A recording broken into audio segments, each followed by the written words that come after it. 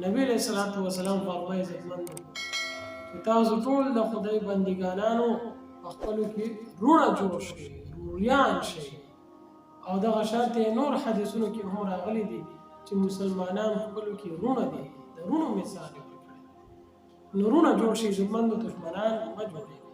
عزتمندو نبی اکرم صلی الله علیه وسلم د یو څو څیزونو نه منع فرمایلې ده او هغه نن سبا موږ د ټولو نه زیات کوو.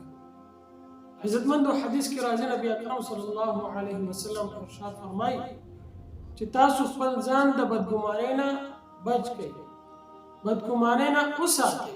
تاسو په چا باندې بدګماني مه کوئ، د چا د حال یا د څه خبر معلومولو کوشش مه کوئ، جاسوسي مه کوئ.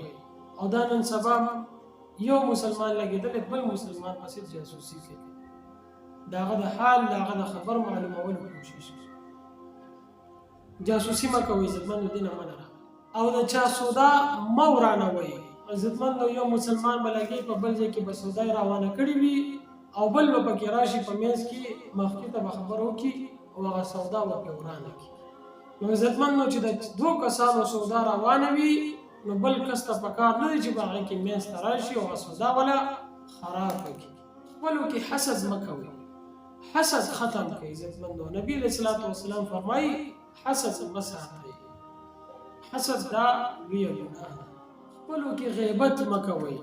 عزتمندو نن سبا هر مسلمان لګیا دی د بل مسلمان ورور په غیبتو کې لګیا دی او غیبت یې کوي. عزتمندو غیبت لویه ګناه ده. بل حدیث کې راځي الغیبة اشد من الزنا، غیبت کول د زنا نه هم لویه ګناه ده. د دې نه ځان وساتئ.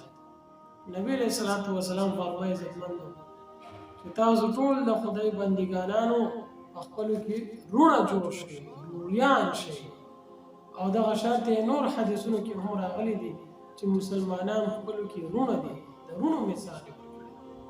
نو رونه جوړ شي عزتمندو، دښمنان مه جوړوئ. او عزتمندو یو روایت کې دا الفاظ هم راغلي دي چې په خپلو کې کینه مه ساتئ، زړونه صفا کړئ، زړونو کې کینه مه ساتئ. عزتمندو د ثواب په نیت باندې دا ویډیو نورو ملګرو سره هم شریک کړو چې دغه اعمال د خپل ځان نه وباسو نو زموږ به ټوله معاشره خپله پرانیستلی شي.